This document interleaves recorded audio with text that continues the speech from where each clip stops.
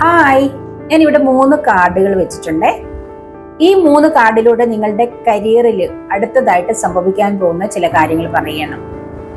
അപ്പൊ അതെന്തൊക്കെയാണെന്ന് നമുക്ക് നോക്കാം. ഒന്നാമത്തെ കാർഡ് ന്യൂ ബിഗിനിങ് ആണ്. You will start A new job and life.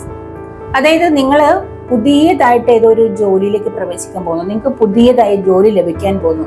ഒരുപക്ഷെ നിങ്ങൾ ജോലി ഇല്ലാത്തവരായിരിക്കാം, അല്ലെങ്കിൽ ആ ഉണ്ടായിരുന്ന ജോലി നഷ്ടപ്പെട്ടിട്ടുണ്ടാവാം. നിങ്ങൾക്ക് പുതിയ ജോലി ലഭിക്കാൻ പോകുന്നു. ന്യൂ ബിഗിനിങ് ആണ്. പുതിയതായിട്ട് നിങ്ങൾ നിങ്ങളുടെ കരിയർ സ്റ്റാർട്ട് ചെയ്യാൻ പോവാണ്. സൺ ആണേ. അടുത്തതായിട്ട് നിങ്ങൾക്ക് അതോറിറ്റി. നിങ്ങൾ ഗവൺമെന്റ് ജോലിയൊക്കെ ആഗ്രഹിക്കുന്നവരാണെങ്കിൽ നിങ്ങൾക്ക് ഗവൺമെന്റ് ജോലി ലഭിക്കുമെന്നാണ് പറയുന്നത്.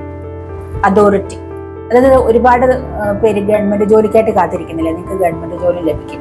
ഇത് നിങ്ങൾക്ക് ലീഡർഷിപ്പ് ക്വാളിറ്റി ഉള്ള ജോലിയായിരിക്കും. നിങ്ങളൊരു ലീഡർഷിപ്പ് ക്വാളിറ്റി ഉള്ള വ്യക്തികളാണ്. നിങ്ങൾ മറ്റുള്ളവരെ നയിക്കുന്ന ഒരു ലീഡർഷിപ്പ് രീതിയിലുള്ള, അല്ലെങ്കിൽ മറ്റുള്ളവരെ നയിക്കാൻ കഴിയുന്ന രീതിയിലുള്ള ഒരു ജോലിയായിരിക്കും നിങ്ങൾ പലർക്കും ലഭിക്കാൻ പോകുന്നത്.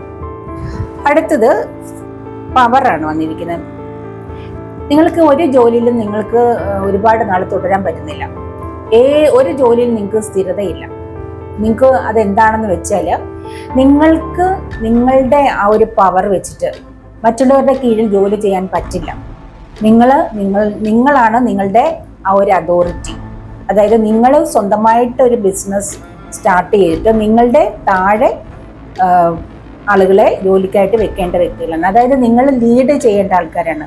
നിങ്ങൾക്ക് സ്വന്തമായിട്ട് ബിസിനസ്സോ അല്ലെങ്കിൽ സ്വന്തമായിട്ട് എന്തെങ്കിലുമൊക്കെ ചെയ്ത് ജീവിക്കാൻ കഴിവുള്ളവരാണ്. ഒരിക്കലും നിങ്ങൾക്ക് മറ്റുള്ളവരുടെ കീഴിൽ നിൽക്കാൻ പറ്റില്ല. ആ രീതിയിലുള്ള വ്യക്തികളാണ് നിങ്ങൾ. ചില വ്യക്തികൾ അങ്ങനെയാണ്. നിങ്ങൾ ഒരു ബിസിനസ് സ്റ്റാർട്ട് ചെയ്തിട്ട് ഒരുപാട് ആളുകൾക്ക് ജോലി കൊടുക്കാനും കഴിവുള്ള വ്യക്തികളാണ്. മറ്റുള്ളവരെ ലീഡ് ചെയ്യാൻ കഴിവുള്ള വ്യക്തികളാണ്. പവർഫുൾ ആയിട്ടുള്ള വ്യക്തികളാണ്. ഇതാണ് ഈ 3 കാർഡിലൂടെ കരിയർ സംബന്ധമായി നിങ്ങളോട് പറഞ്ഞു തരാനുള്ളത്.